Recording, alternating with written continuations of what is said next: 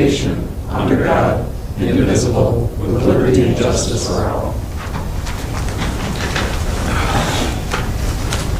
Madam Clerk, could you please call the roll? Mayor Beagle, I'm here. Deputy Mayor Resnick, Present. Councilmember Behrman, Present. Councilmember Gotchel, Councilmember Grunland Fox is excused, Councilmember Sharp, Present. Councilmember Smiley, Here. quorum present.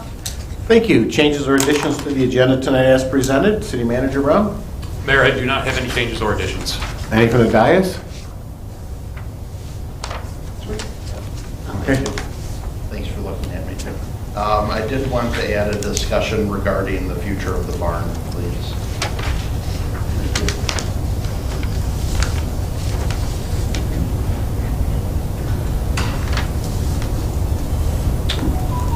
All right, that'll be new business number 4. Anybody else? All right, seeing none. Approval of the minutes. We've got one set of minutes to approve tonight. And it's from the regular city council meeting on December 13th, 2022. Do I have a motion? Or Any discussion? Seeing none, I got a motion and a second to approve the minutes of the regular city council meeting of December 13th, 2022. All those in favor, please signify by saying aye. Aye. Opposed? Motion carries. One item of correspondence and a 6-month report from Chief Langmeyer, and thank you, Chief, for that. A lot of good news in that. We appreciate that. Moving on to the call to the public. I'll read the rules to call to the public. They are as follows. The public shall address the council during call to the public, which shall be included on the agenda immediately after correspondence and again immediately after new business. The first call to the public immediately after correspondence shall be limited to agenda items only. A person shall not address the council in excess of 5 minutes unless time is extended by a majority vote of the council present. Persons wishing to address the council shall identify themselves and their place of residence and shall state their reason for addressing the council. And all comments by the public shall be made directly to the council. Do we have anybody for the first call to the public? Seeing none, I'll close first call to the public. Move on to city managers' reports. We got the departmental reports from November 2022. Any questions? Councilmember Berman. Not necessarily a question, but more of just an observation.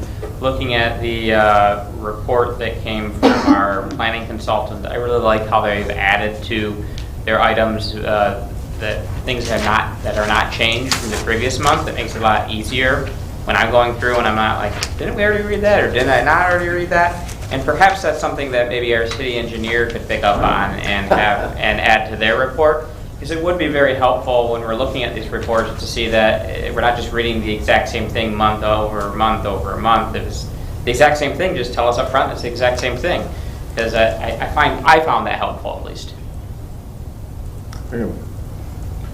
Anybody else? Councilmember Sharp? Thank you, Mayor.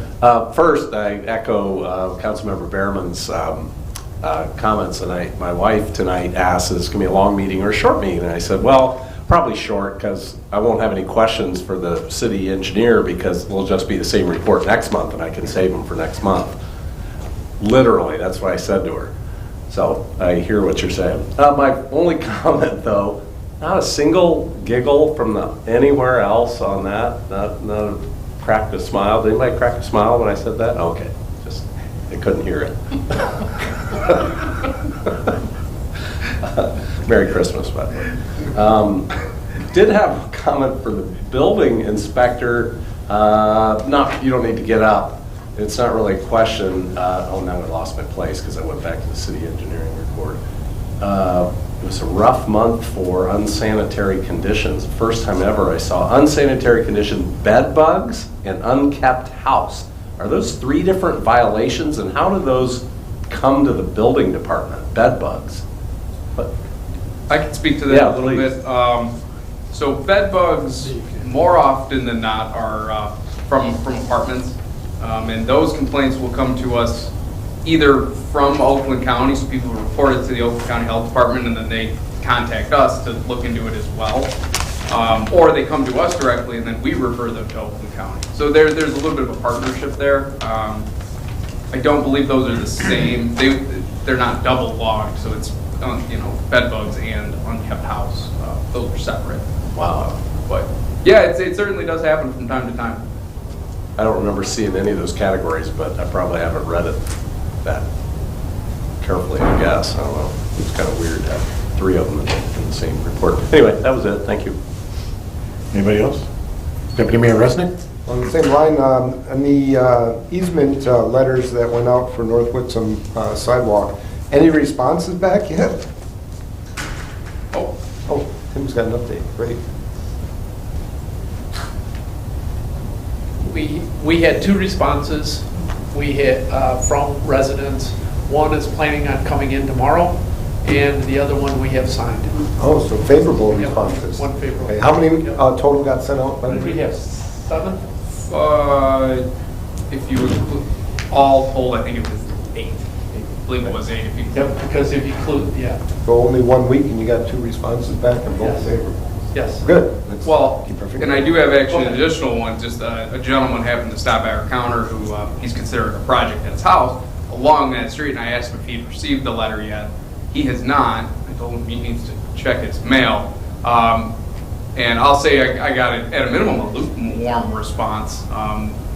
That particular gentleman, we talked for a little while and echoed that there are folks on that street who are not only ambivalent but opposed to it. So I think we may need some extra effort down the stretch to really convince the last few, but yeah. We're getting closer.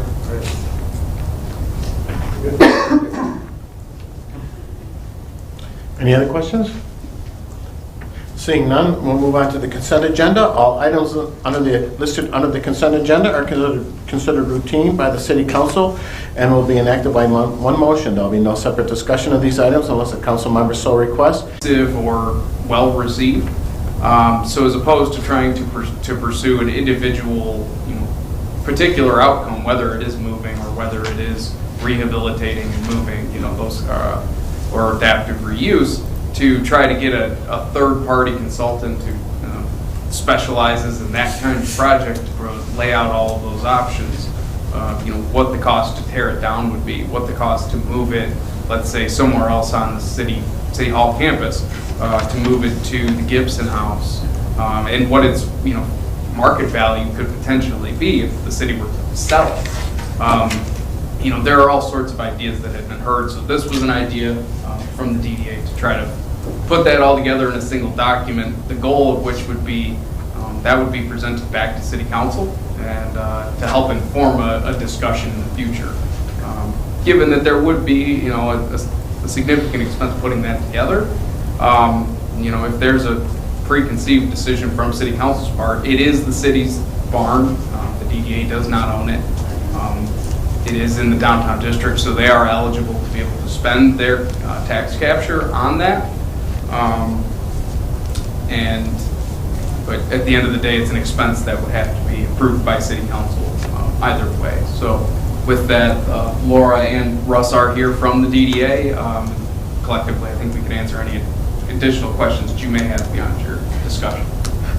Deputy Mayor Resnick.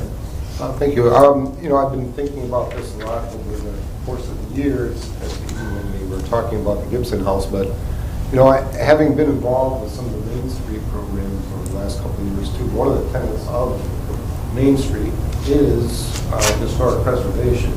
And if you think about downtown, we have the Heath Building and the barn. It's not, the doctor's office. And I've always been torn about whether it's worth the expense, but I think it's definitely worth someone doing the feasibility study. Now that the trailways are completed and the walkway is completed, perhaps one of the ideas is a trailhead, public restrooms or something, I don't know. We had talked in the past about potentially tying it into the community center for events. My own daughter got married in downtown Wixom, Gibson Farm. She actually used the barn as a backdrop for a lot of pictures of the wedding party and all, and they came out beautiful, right? So there are potential uses, and since historic preservation is part of the Main Street program, I think it's worth going forward with the study and just get an opinion, an informed opinion up here, and vote on it then, and have more discussion on it then. So. Councilmember Smiley. Thank you, Mayor Beagle. My feelings aren't much different than Deputy Mayor Resnick's. I'm a little dubious as to, whether we're in the wedding business or not. But, you know, it's potentially an asset for the city that I would think it worthwhile to find out what its feasibility is. So I don't mind the expense with you know, getting a discovery of what we have here and what its potential could be. You know, I can't remember the last wedding I've been to that wasn't in a barn, so it appears to be something people like to do. So I'm okay with you know, the again, more exploration, but I'll remain, you know, vigilant of what we're spending our money on. Thank you. Councilmember Schertz? Thank you, Mayor. I was a little confused on the request to review this, but some information tonight. I missed that in Assistant City Manager Benson's report, but I see here he said on November 29th, the DDA said, hey, that's a strategic priority for us. But on the October 25th DDA minutes that we just approved, there isn't a single mention of that being a strategic priority. It's rent and area development and trailhead parking. Number 2 was increased funding for downtown maintenance, and 3 was Pontiac Trail power lines and streetscape, and 4 was West End Common Area. Was 5 the barn, or is barn part of one of those items? No, so the strategic planning meeting, they were focusing primarily on what are the future projects they intend to work on. The opinion, and I don't want to speak too much for Chairman Russ, but Meredith, but in that discussion, since they'd already budgeted for it, the plan was to move forward with doing a feasibility study. Now, whether rehabilitation efforts, you know, putting money towards that, that's undecided, and in the absence of additional information, you know, that wasn't something that they, you know, would plan to budget for without knowing what the outcome could be. Okay, so the feasibility study wasn't a future vision or strategic goals. That was already planned to do it. Yes, that was already budgeted. All right, thank you. And we actually brought the RFP document to the DDA board on the 29th, specifically to make sure that, hey, is this the scope of work that you guys would like to see? Which we can also distribute to City Council if any of you would like to see what that scope of work would look like. And then that's where they, you know, had the chance to review it as a whole body and then reaffirm if that's the direction they would like to move forward. If I may, Your Honor, it's really, I think, just the effort to have the feasibility study done, or the suggestion to get that done, was just a way to determine if there's a use for the barn and what that might be, and whether that's something that's worth pursuing or not, I think is what the purpose of the feasibility study is. There are some funding sources that are coming out in relation to these kind of projects where we could obtain funding potentially that hadn't been there in the past, which would make the possibility of doing something with the barn more preferable, I guess, from the city standpoint in terms of the expense. So there is that possibility, but it is just a possibility. We don't know how successful we'll be if we do make an application, but there are funding sources out there that would address this kind of a project. Very good. Councilmember Schertz? Yeah. Okay. Councilmember Berman? All I'll add is, you know, I'm fine with us doing the feasibility study to figure out, I guess, the use of the barn, or the potential use of the barn, so long as we're going to do it, and we're going to do it soon, because, I mean, we've been talking about this barn for years before I got up here in council, and I know we've continued to talk about it, and frankly speaking, if we don't do something soon, it's just going to go the same way the house in front of the barn went. So if the DDA is serious about doing something with it, then I would just encourage them to move sooner than later. Well, I think the DDA is serious and on this project, and like Assistant City Manager said, this is the city's barn, so I'm in favor of going for a feasibility study, and I don't know if I'm 100% behind turning it into a something that we can use for wedding venues or something like that, but I think there's many other uses that we can find for that barn, and then once we do the feasibility study and we find out what it would cost to do something like that, like Steve said too, that you know, there's applications and there's many grants out there right now that we could probably go after. We're going to know, pretty much what we need to go after. So I think a great start would be to do the feasibility study and move from there. Councilmember Gacho? Thank you. Does the RFP request like a full rehab expenditure budget?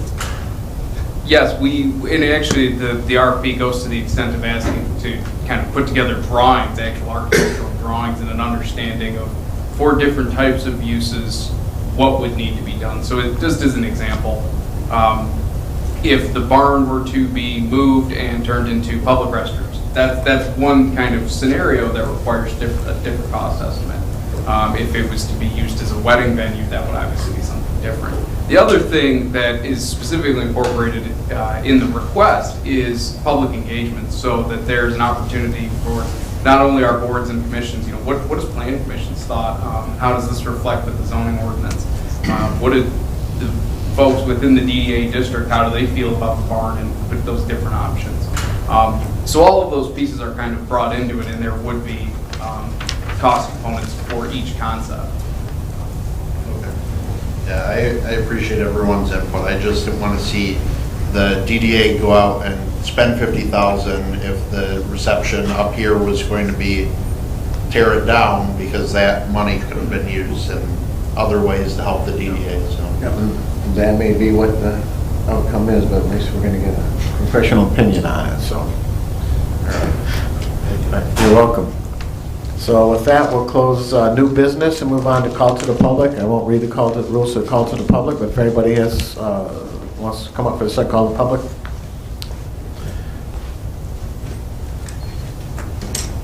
I'm Russ Meredith, 378 Fletcher.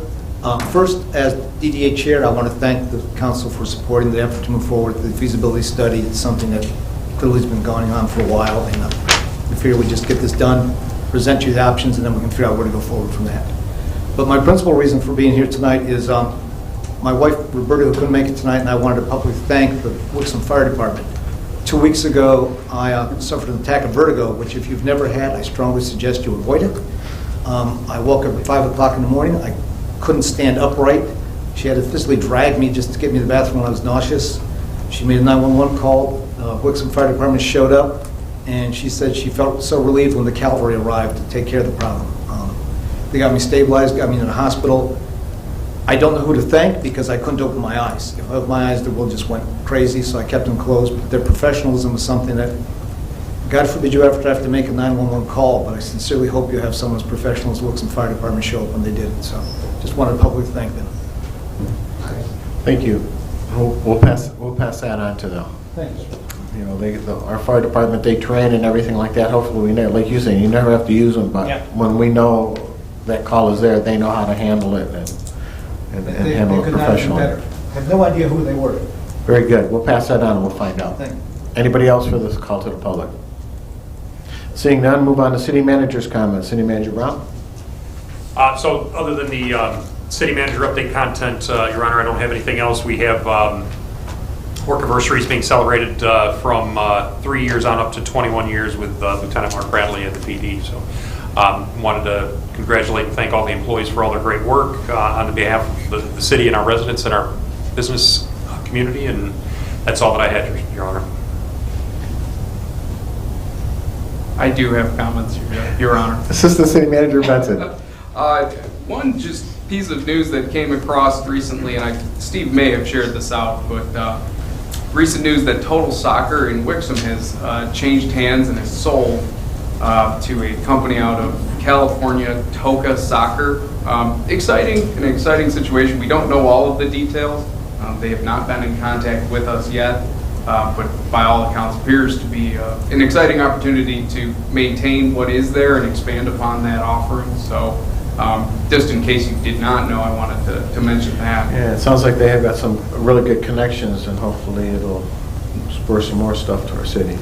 And well, in addition to the 5-acre parcel in front of it, which is my understanding is that is included in the transaction as well. So we're optimistic how this could all come together and grow upon what they already have there. The other thing is just it's a note from my monthly report, but it's been interesting to see continued interest in vacant land and development, even in higher interest rate environment. That's been a concern from the economic development side of us, and I'm sure Councilmember Gottschall, in your line of work, you're aware. But the interest in specifically 3400 Theodore and obviously our larger industrial acreage, people are still, actively calling us and trying to find projects that work. So I just wanted to note and kind of end the year on a good note that even in tough times, things seem to be going well. So. Very good, thank you. Council comments, Councilmember Sharp? Thank you, Mayor. Nothing from me. Merry Christmas to everyone, and whatever other holidays you and your family may celebrate. And Happy New Year, and we'll see everybody in January. Thank you, Councilmember Gacho. Thank you. I also want to wish everyone happy holidays, and hope everyone stays safe Friday when we get dumped on with a couple inches of snow. So stay off the roads, take your cars off the road so our DPW can plow and our police can not ticket you. So, all right, thank you. Welcome, Councilmember Berman. Just wanted to thank the city manager for the lunch he provided last week to all of us. It was a really nice meal. And I hope everyone has a very Merry Christmas and a Happy New Year's. And as for the DPW, if we could just mark which houses not to plow in, that'd be awesome. Councilmember Smiley. Thank you, Mayor Beagle. Yes, thanks, Steve, for the wonderful luncheon. I know it's been it's been downplayed a little bit the last couple of years, and we even missed a year due to world events, but it was nice to have it back, and it was very enjoyable. I want to compliment, some of my fellow councilmen here on their festive attire.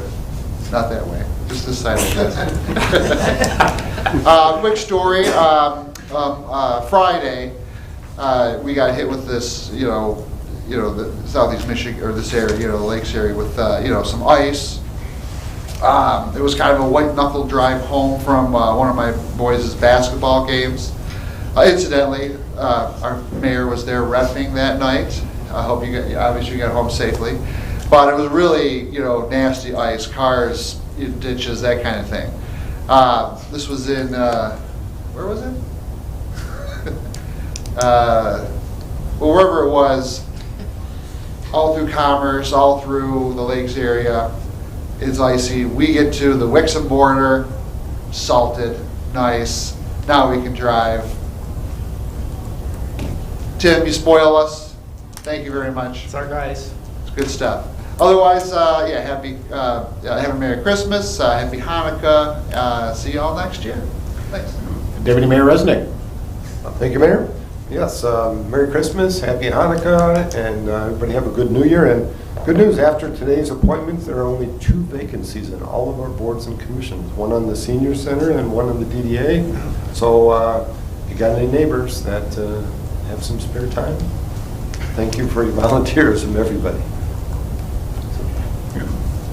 And I want to thank Steve for the holiday lunch you provided for us. It was fun to sit and chat with everybody on a little relaxed time instead of at their work desks and things like that. So that was good. And I'd like to thank everybody for their work anniversaries, and wish everybody a happy holiday and a happy and healthy New Year. And hopefully we're turning the corner and things will be better, and we're off the craziness and on to better things for 2023. This water.